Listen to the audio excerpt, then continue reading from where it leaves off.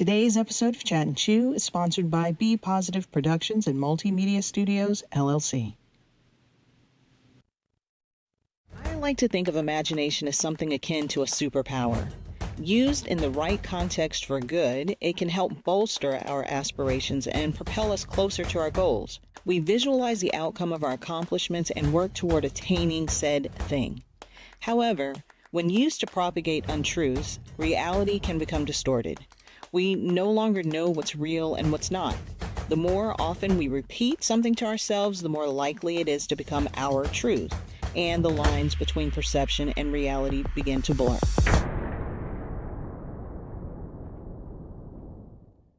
And that, ladies and gentlemen, is a wrap.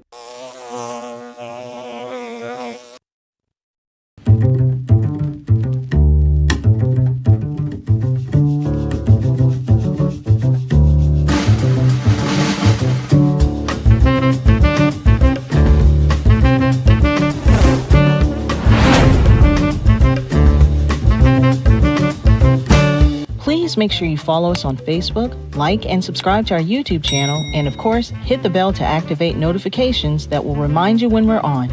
Please be sure to leave us a comment to let us know how we're doing. We'd love to hear from you.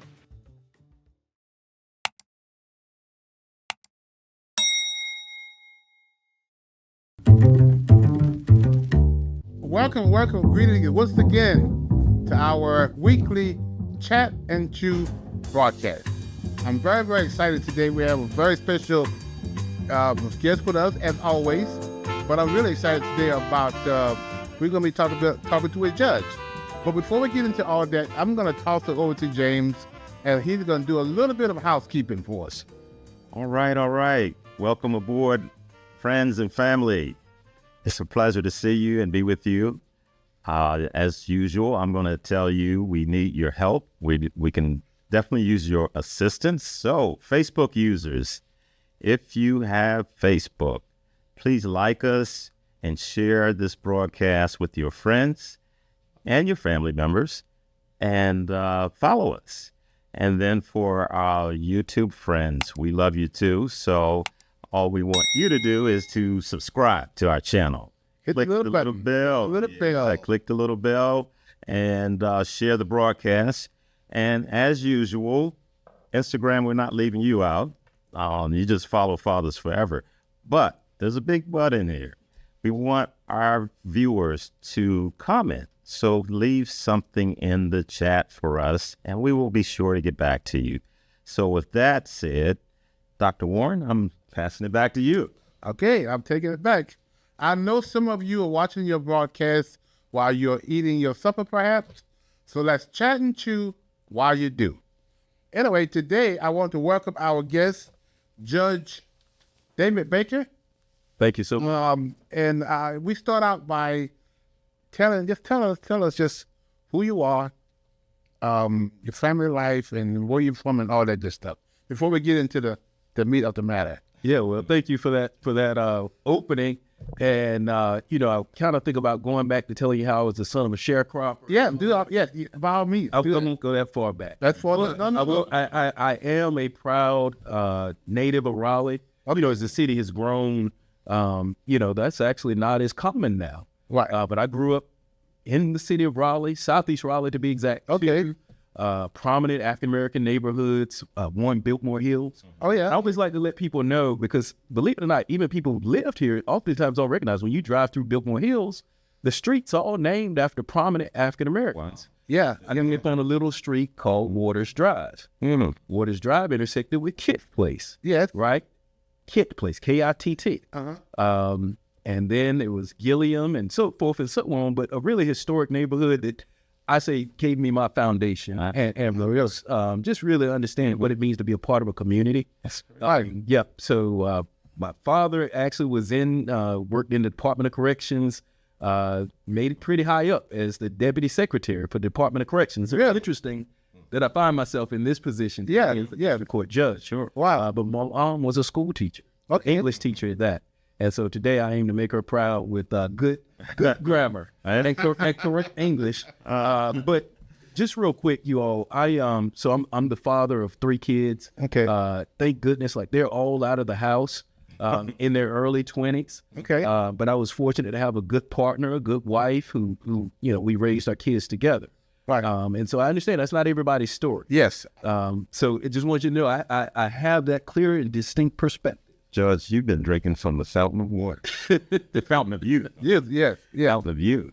There's wow, that's nice. Yeah, I surprise myself sometimes too. That's amazing. Turned 50 just last month. No. Wow. Yeah. So I can say I've had a good life, but a lot of that has fueled the work I've done since graduating from UNC in 1996. I came back here, had an opportunity to work for some really, really good nonprofits that were doing great work in the community. Okay. Back in the 90s, early 90s, I worked over in the Bragg Street area. Back then we had Brown Birch Apartments, Yes. Sawyer Road, Yes. all of that. Yes. I started out as a young community organizer.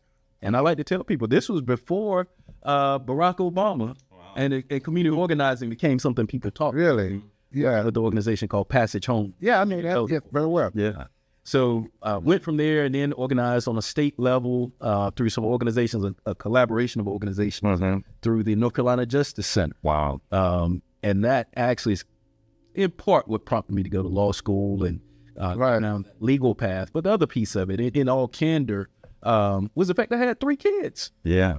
And I kind of made my wife some promises, about Right. the type of life we would live and Yes. being able to take care of, our obligations and doing what we need to do for those kids. And I really needed to figure out, I loved advocacy, loved working in the community. But I did need to figure out a way I could make a good living and take care of 3 kids. Yeah. Wow. Yeah. So I went back to law school with 3 kids. With 3 kids. Family first. Yeah. And again, with the help of my wife, we were able to make that work and I made a career. How old were your kids when you went back to school? The youngest child was 4 months. Wow. And they were all 2 years apart. So I had 4-month-old. There's 2-year-old, 2.5-year-old, and a 4-year-old. Yeah. Yes. Man. Wow. That's amazing. Yeah. My kids are still well, they're adults now. You met my son.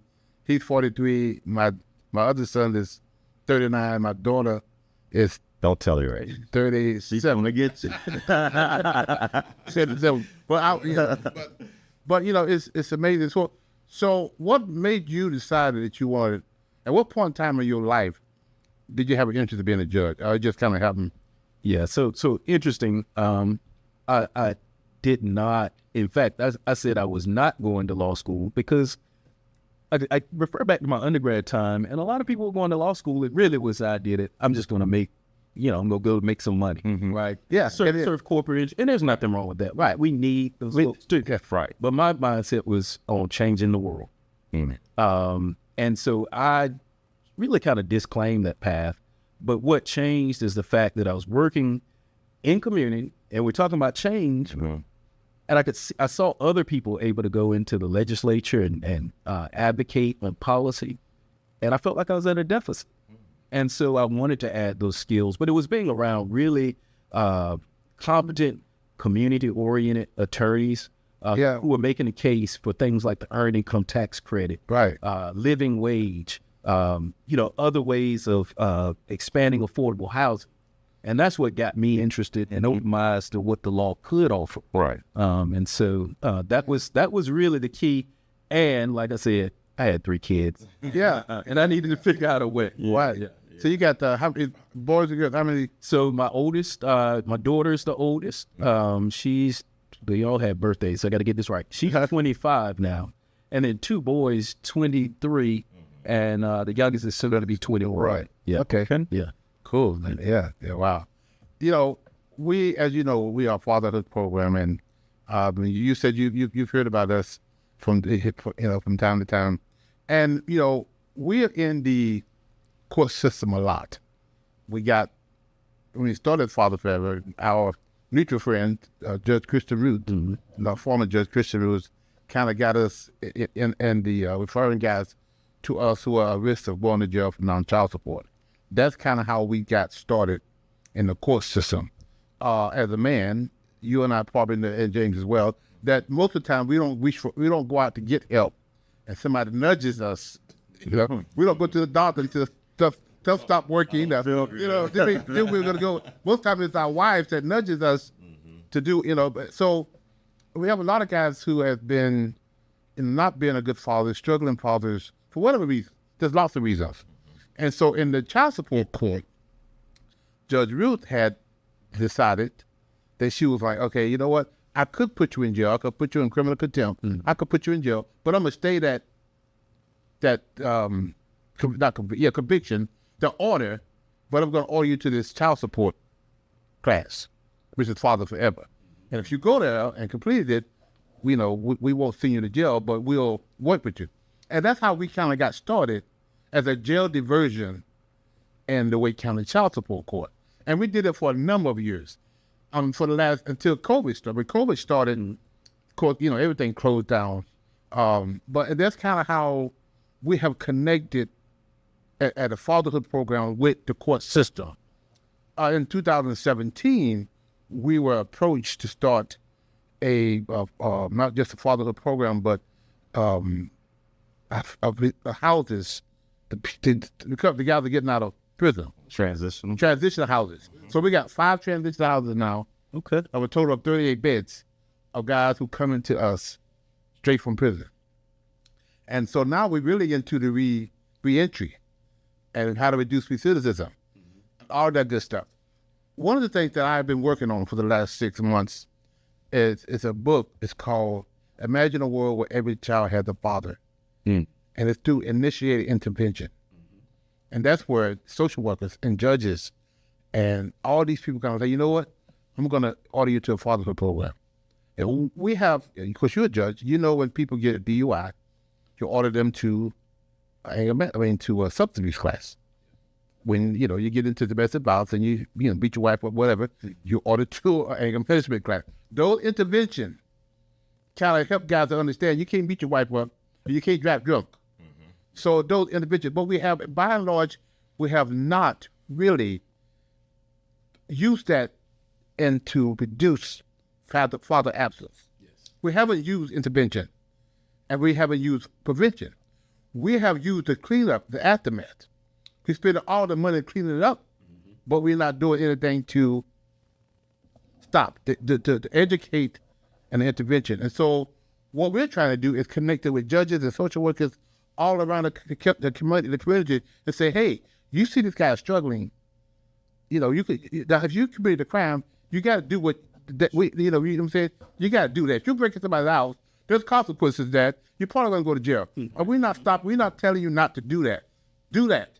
But when you do that, also get this, maybe while this guy's in there, order him create some programs that he can go to. And I asked you this earlier, and that is what we call, what did you call it? Restorative justice? Yeah, restorative justice. When you think about justice as a whole, most people really understand the retribution aspect. Yes, right. Like we need to hold your accountability. Yes. We need to hold you accountable. Yes. We structure punishment that's proportionate to the crime. Exactly. Yes. Right.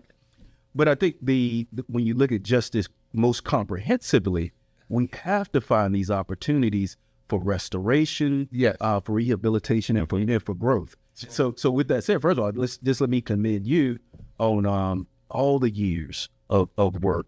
I'm surprised this is the first time we got a chance to really sit down. Yeah, we know a lot of people. We know a lot of they're people coming together. Yeah. But Fathers Forever has an excellent reputation, and so I just want to affirm that while I'm here in this space with you today. Thank you. But I would just tell you, and I think this is reflective of most of the judges in terms of how we think. Criminal justice system gives an opportunity for us to create opportunities for growth, development, rehabilitation, and I think it's a matter of making sure we always keep that right in front of us. Right. And so, as I leave here, I'm going to take that message out to my colleagues just as a reminder. Right. That Fathers Forever is a resource that's available. Absolutely. I did want to let you know this because I've got something you said made me think about. You said, what if? What was the question? What if there was This book title? Yeah. What's the title of the book? Imagine a world where every child had a father, and then initiate intervention. Yeah. So I just want to posit 2 things. One, so for 2 years I was a dedicated family court judge, presiding over custody cases. Child support come up as well as other issues. Yeah. Mm-hmm. But right now I serve as a juvenile court judge. There's only two of us who do that on a full-time or regular basis. And when you ask that question, my thought was, and I know you may be asking rhetorically, but I really think that would change the volume of juvenile cases that I see. I think it would change the tenor and of the level of violence that we see in our community. And it's a question worth exploring in a way where we move to it to really figure out what would it take. Yes. There was a judge. I was somewhere, and this judge was advocating. There was a guy that was coming. He was in trouble, and she didn't know where to send this guy. It was two ladies behind him that came up with him and said, "Your Honor, if you don't put this guy in jail, please give him to us. We would take care of him." The judge broke down almost and started crying on the bench. And she said, I wish there was 1,000 people out there that I could refer guys to instead of put them in jail. But there's not a whole lot of advocacy out there for programs to help fathers do the things that they need to do to get back on track. I had to speak at a judge conference. Judge Bailey invited me to speak at a judge conference. That was a few years ago. And I tell this story about the elephant, and he loved it. And every time he got on the bench, and every time he would come to graduation, he would tell that story. So in Africa, there were some elephants, and it was in a village that was close to the jungle. And a lot of the tourists would come in to this village, then they'll go out into the jungle, and they'll kill the male elephants for the tusk. And so over a period of years and years in doing that, most of the male elephants was now killed. There wasn't a whole lot of male elephants left. The adult. The adult male elephants, all of them were pretty much slaughtered. The little baby elephants now, juvenile elephants, started coming to the village and ramshacking, and a little 400, 500, 600 pound elephant run into your car, your Mercedes, they're gonna put a dent in it. So people started complaining about these little elephants. Why are these little elephants coming into the village? They never did that before. So they hired this expert to go out. It didn't take him long to figure out what was going on. And one, he saw all the bodies of the dead elephants, and he realized that most of the dead elephants, father elephants, was gone. These little juveniles didn't have that male role model. So they went for another part of Africa, brought some male elephants in, and immediately the problem stopped. Yeah. And one of the things is that it's the male elephant. When he towered over those little elephants, they immediately, and I did some research to find out how was that true. And these little elephants had all these testosterone levels were so high sometimes, it'd be oozing out of their ears. It was so high. And the only way they could control it was the male elephant. Other than that, they'll be ramshacking, doing all kinds of stuff. Yeah. So if that worked for juveniles with elephants, what would it do for fathers, men? If a man is not present, these little juveniles that you deal with on a regular basis are running the streets. Running amok, as they say. Yeah.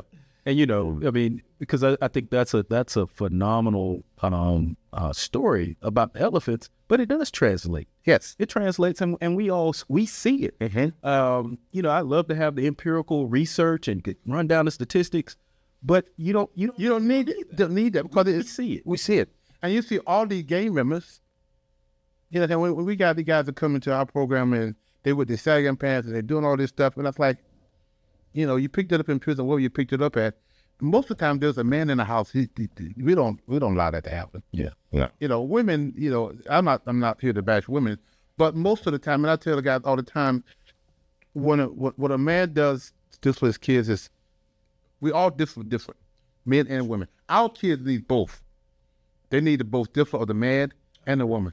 And when the man is not there, we leave it up to the woman to do this all by herself, and she's not designed to do that. And she shouldn't have to do that. But we're absent. We're gone for lots of reasons. So how can we get these fathers to the table?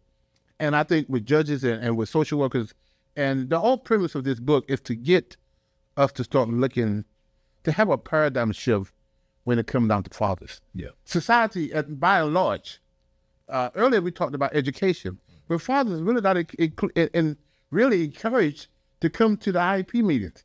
And so far, I know we do all this stuff, but we have to be present, and society needs now to start shifting that perspective to get fathers to the table. Yeah, and I'm optimistic that we're making that shift. It can't happen. I mean, it can't happen fast. Exactly. And I will just say, for women who are in a position of having to raise children, Right. Out of necessity, Yes. I commend any, Yes. because it's hard enough, like I said, in my experience, coming out of like raising kids in a 2-parent home. Right. Yeah. So, obviously we're not saying anything to take anything. Wait, yes. Not at all. Right. No. That's correct. But I think part of your work and what I see is that it says we value fathers. Yes. We value men being in the lives of their children. Right. And so I think we got to continue to amplify that message. Yeah. But then also make sure we put the resources in place so that fathers can participate. I mean, I think that's really removing the barriers to participation. Yes. And when I say participate, I mean being consistent, regular part of your child's life. We need to make sure those barriers, we're not implementing hurdles that make it difficult. Right. The man is always left out of the formula. Yeah. And Dr. Warner spoke about this a lot. Yeah. I'm not going to say every day, but a lot. Yeah. And, there's help for the children, there's help for single mothers. But when it comes to the man, you can go to jail, I can find a job, and you do that, but we don't give them the assistance that they need. They need some qualities. Education, to go back to school and all that. And I'm proud to say that we're working towards those goals. Yeah. Making sure our men can have something that will give them a living wage. Right. And more. Right. So it's been pretty fun. Yeah. So the things that we a lot of times men, we don't always, like I say, we don't always ask for help. So my goal is everybody know where there's an ABC store in Wake County. I think there's 26, 27 of them. Everybody know, and there's nothing wrong with that. Everybody go to the ABC store. I'm not knocking that. But suppose we have that many fatherhood programs in the county, just accessible as an ABC store is. Mm-hmm. What would that do to the men in the community? Number one, it'll tell the men it's okay to go get help. That's Right. Yep. And number two, it tells society is, hey, we're here to help you, because they're at this positive place in the community that can help these fathers get jobs, can help these fathers qualify for whatever they're looking for, to help them, give them the skills to be fathers. And what are you telling the kids by doing that? Hey, my father needs the help. Fatherhood sometimes, their significance is not matched by the support. What I mean by that is, we all know how significant fathers are. The data, we can, like you said, we can run out all those datas, but the support that they get is not matching their importance. Yeah. Yes. I can see that. And we were talking about eliminating barriers. Yes. And reducing barriers. I mean, just the cost of living these days. Wow. Is a real barrier, right? Yeah. And so I think I heard you mention, skills or vocational skills. Correct. Tools to help men get a toehold in the economy. Right. Through getting employment. Right. Absolutely critical. It is. And I would just tell y'all, see, I'm not one of these guys. So when I was in private practice, I had men come to me and they would be willing to pay me to go fight their child support. And typically I would say, hey, first of all, you don't necessarily want to come into court with me because that's going to make it look like you. At least that was my thought. And it's going to look like you got some money. Right. Right. You don't. Right. So maybe you keep this in your pocket and be ready to, Exactly. to Right. play that purge. Right. You know what I'm talking Yep. Exactly. Play that perk. Yeah. But I've been one of these people who are kind of hard on men to say, listen, I know that child support feels like something people is a burden, you're being oppressed, but it's your obligation. And that's Figure out how to step up. Now, and I know that's not popular, right? But I'm the guy who says that. Right? we said 3 times a week. Yeah. Okay. Every time we go in there, we talk about That is part of your responsibility as a man. Yep. Number one, nobody should have to make you do that. Yeah. It should be inherited as a man to be able to take care of your kids. So, and child support is much bigger than your payment.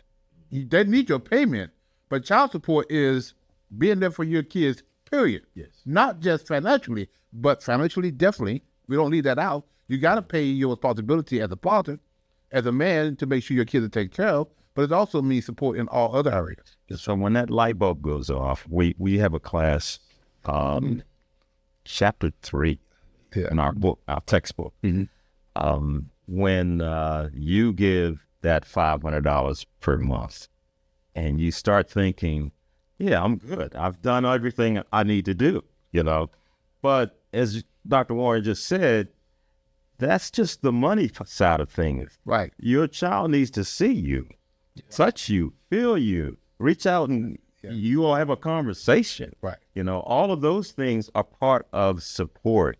Whereas most people, when they hear child support, it's a negative connotation. Well, it sounds more like a extraction / business. And it's a bill. Right. Just another bill. Yeah.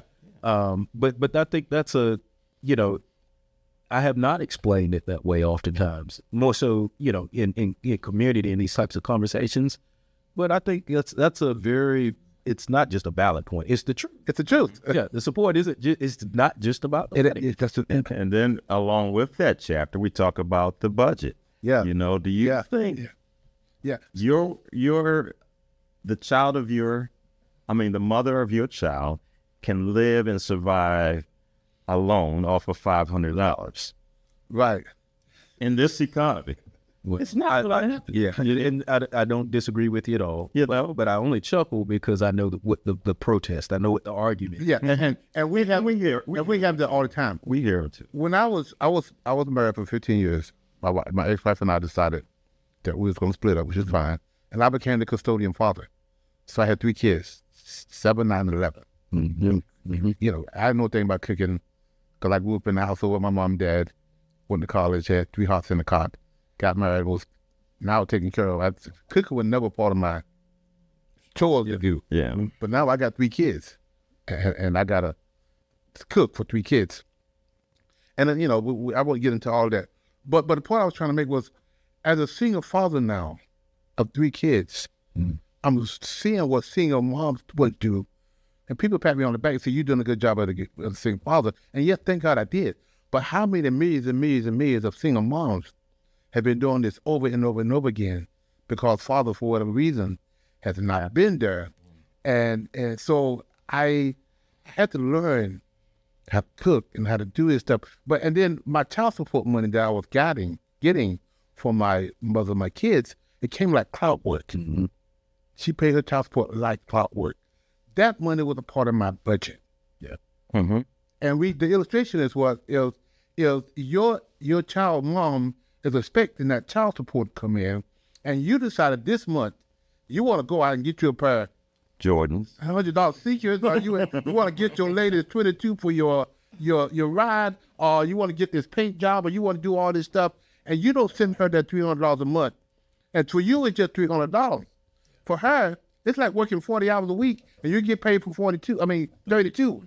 There's a hole in your budget, and that's what we drive home to the people, to the guys, that the consistency of being there and paying your child support and making sure those things are taken care of. When we spell it out in this simple manner, now they start to see, okay, I can't say she's getting her nails done with my child support money, or getting her hair done. Your $300 is helping to keep the lights on, keep the rent paid, mortgage paid, and other necessities that go on in the household. So you guys need a ring on the 5th floor at the Wake County Court. we just so you can have that conversation. Absolutely. Because so many people do come in and they feel beat up on it. Yes. It's like another bill. Yeah. And they don't, it seems like an unfair obligation. Yeah. But the perspective that you bring is one that a lot of men don't have. They never have to think about what it looks like on the other side of that. Right. And that's why, man, when they come to us, they like this. They like this. Sorry for laughing. They are, man. But 4 or 5 weeks into the program, they sitting up like this. And then they're raising hands. And then they talking. And then they engaging because the light bulb comes on. I call it an abracadabra moment. That's when the magic starts taking place. And I call it the power of shared experience.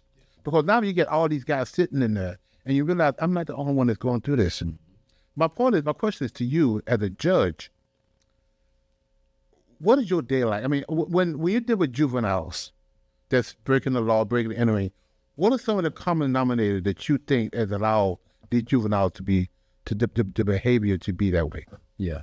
So you asked me what does my day look like, and I just take a deep breath because, here lately, when I tell people I'm in juvenile court, maybe I was guilty of this, maybe I'm projecting on other folks, but I think sometimes people think about stealing bubble gum, the little stuff like that. But, on a daily basis, right now, a lot of car thefts, common robbery, possession of firearms, illegal possession of firearms, and unfortunately, murder. Yeah, we're seeing those are the types of cases that we see on a daily basis. That's right. Wow. I tell people I have a front row seat to what's going on with young people in the community. Yeah. Some of the common denominators are poor school attendance. Yeah. Poor performance in school, but also poor school attendance. Oftentimes you have a parent who, while doing their best, because of work schedule, they can't provide adequate supervision. And usually the age, we're talking about adolescents, so that 12, 13 starting range, all on up to 17. Yeah. Wow. But again, there is an absence of that family structure. And sometimes you'll find out, like, part of the narrative might be that, by 14, once the kid was out of control and mom couldn't do anything with it, and the systems involved, give dad a try, right? But there may or may not be relationship, right? We see all types of scenarios, but I will tell you the even extended family support is really important when it comes to working with young people. We had the pleasure and opportunity to go over to the Wake County Hammond Road Detention Center and present our curriculum to students there, or we call them students, but they're waiting for trial. Yeah, but we've had all kinds, from murder to robbery to all kinds. I mean, we've seen it all. And my question I would ask from time to time, why are you here? These guys are intelligent. They've never disrespected us the entire time that we've been there. And I look at them and I see, these guys are talented, but potential, but they are here. So one thing that comes to mind, and it goes back to the elephant story, for men in particular, our frontal lobe doesn't fully develop until about 25. Well, that's true. Right? Yeah. And so sometimes you'll ask a person, what are you doing here? Right. What were you thinking? And usually you get a blank stare. Yeah. Right? Yeah. And it may not seem like too much to ask for somebody to explain their actions, but I'm just, without that guidance, that frontal lobe, the lack of impulse control, right. The lack of maturity and thinking about consequences, that's the part that frontal lobe controls. Yes. And so without a father figure, without that guidance, oftentimes you see these errant decisions that put people where they're behind. It hurt my heart when I asked that question to one young man, and I'm not going to go into any details, so I'm just letting you all know that. But the reason that he got involved in a murder was he was tagging along with his older brother and following his footsteps. These are young guys, though. So what does that brother know? I don't know. Wow. But you led your brother down this path that you are now probably going to be there for some time. Yeah. And we see our young brothers falling down that lane a lot. And a lot of times it's because of the absence of the father. There's a relationship with them, or they're not there to do the things that they need to do. And a lot of times they don't even know themselves. Yeah. And little girl, I know we got to leave. I'm looking at the time. One of the stories I tell in one of the books said, girls get it, some little girls get it, some boys don't. So the story is, when little girls grow up, they're learning how to be a child, how to be a mother at an early age. They're watching their mom in the kitchen cooking. They're watching their mom serve the family. they got their little T-shirt, and they're pretending like they got a family. When they get old enough, the mama take them to the store, get the training bra or whatever she needs to go over to a little woman. The mama show her how to do her hair. And now when she gets grown and get a baby, get a boyfriend, mama shows her how to be a mama, be a girl, a girlfriend. And then when she gets the baby, mama not there to show her how to raise the baby, Take care. the little baby from a wet cry to a sick, what kind of cry this is. So the little girl's already been trained from the time she was 3 or 4 years old to be a woman, to be a mother. What the little Jimmy gets? I mean, he gets the stuff that he's supposed to get, guns and all as boys, but the father's not there to show him what it is to be a man, to show him what it is to do with his guns, when to use his guns, when to put them away. So now he got 2 guns by the time he's 18, one in the back of his pants and one in the front of his pants. His dad is not there to teach him how to do neither one. So by the time he's 18, he does a drive-by, the one in the back of his pants. But he also, the one in the front of his pants now, he got 3 kids. Because daddy has not been there to show him how to control either one of his guns. So little girls, a lot of times, get what it takes to be a mom and a woman, whereas sometimes the little boys, they don't get that, and it's sometimes distributed to the absence of fathers. Dr. Warren, I'm going to ask you a question. I know you already got the answer, but what is the best parent then? The best parent is both parents.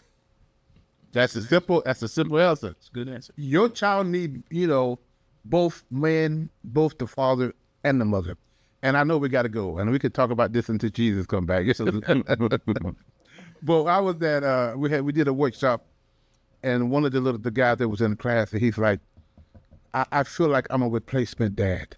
And I said, okay, explain that. We was in this workshop, and this guy asked that one question, and we talked for another hour. Because we were talking about, and what he mean was his old wife, his divorced wife, got a new husband, and he felt like the new husband was placing him as a dad, so he felt like he was left out. And I said, you can look at it that way, or you can look at it this way, that now your son is going to have 2 moms and 2 dads, and they should get double what they were getting before. Instead of y'all fighting about who's the replacement and who's doing this and who's that, how can y'all get together and raise your kids? And these are something that adults, because there's a whole lot of you probably know, I know you know this, there's a whole lot of blended families out there. Mm-hmm. Yeah. And so how do you come together as a blended family to raise these kids? They should be getting double what they was getting before, because now they got 2 moms and 2 dads. Yes, absolutely. And so I know we're going to have to end on that note, but we got to get you back. There's so many things I want to talk to you about when I'll come down from the justice thing. And we really, I want us to create some other discussions about how do we get the justice system on a regular basis, the caseworkers to start recognizing that we need to do intervention, and how people with your authority and your insight and your influence can help shape policies and funding, for that matter, that can get the father the stuff that they need to be the dad that they were designed to be. Maybe the judge wants to say something to us. Yes, I know. I'm looking at my team, and they tell me to wrap it up. If you could look into that, Tim, and talk to our view. Well, first of all, let me just say it was a pleasure having this conversation today, and hope you got to have me back. We are. We I'm not going to make you put a date down on camera, but you're on speed dial. I got another judge on speed dial. Yeah, and the good thing is, we're having a conversation, but I know, and you all know because you're doing the work, there's much more than just talk. Yeah. Yes. There's a lot of work to be done. A lot of work. And everybody, I think, has their place. For I think the men who are listening, for those who are fathers, I think about, I have a very vivid image of me trying to walk in my dad's shoes, but I was little, my feet didn't fit, and I walked around clumsily. But that took a lot of pride in me. Yes, I remember that feeling. Right. I remember watching my boys, both of them. I left my shoes out and seeing them put their little baby feet in there and try to walk around in daddy's shoes. I know that there are men out there who may not have had a daddy, right? Yeah. And don't have the shoes. Yes. But I'm thankful for Fathers Forever, for being that place that we say, we're going to teach you how to walk in those big shoes I love that. of fatherhood. Yes, sir. So I just want to say thank you for doing the work. Please, please, please have him back. We will, absolutely. Fan is not the right word, but a supporter. Yes. And I think with my position in the court system, as well as in the community, there's a lot of good work that we can do together. So I hope you have me back. Yeah, we will. Yeah. We definitely have you back because we want you to start referring fathers to the fathers in your program and say, hey, there's a program over here. I need for you to go to. We got a great opportunity. Yeah, opportunity to do that. Thank you. Yeah. Judge, it's a pleasure having you here today. Absolutely. Thank you. Yes. Thank you, sir, so much. Thank you. We're going to have you back. Okay. All right. I just got caught up in the morning, y'all. I know. This is a powerful discussion. My just wasn't so well. But I really, really enjoyed the conversation. And to our audience, please like us on Facebook, as James said before, and tune into our weekly broadcast every Thursday night at 8 o'clock. Stop by our office, look us up, make donations, whatever things you need to do to help support us. I want to give a shout out to our judge for coming today to be a part of this broadcast. And until we meet again, take care. Here's 3 ways you can support our Dads at a Distance initiative. Give a copy to a family member, a friend. Cool. Donate monthly, a book monthly, 5 books monthly, how many books you want to do monthly donation. Reverse book signing, your church, your business. You can make a donation go to our website at www.afatherforever.com and go to our PayPal at Fathers Forever. Our Cash App is $Fathers Forever. Make your donation today. Please include in the note section, include DAAD. Again, include in the note section DAAD.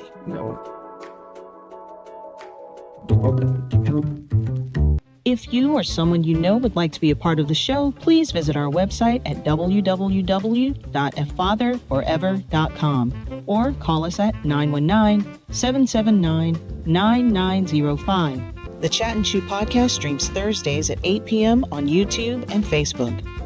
To schedule a reverse book signing or to find out more information about how you can become a part of the programs you heard us mention today, please be sure to stop by our website as well. Hello, everyone. This is Glen Warren, founder and executive director of Fathers Forever.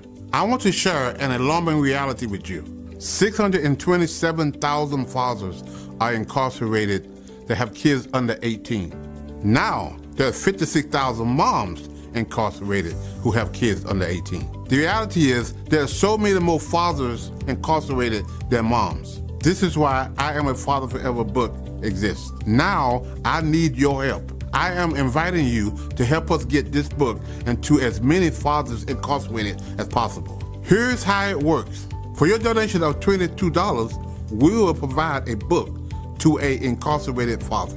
Thank you in advance for helping Fathers Forever heal fathers and save families.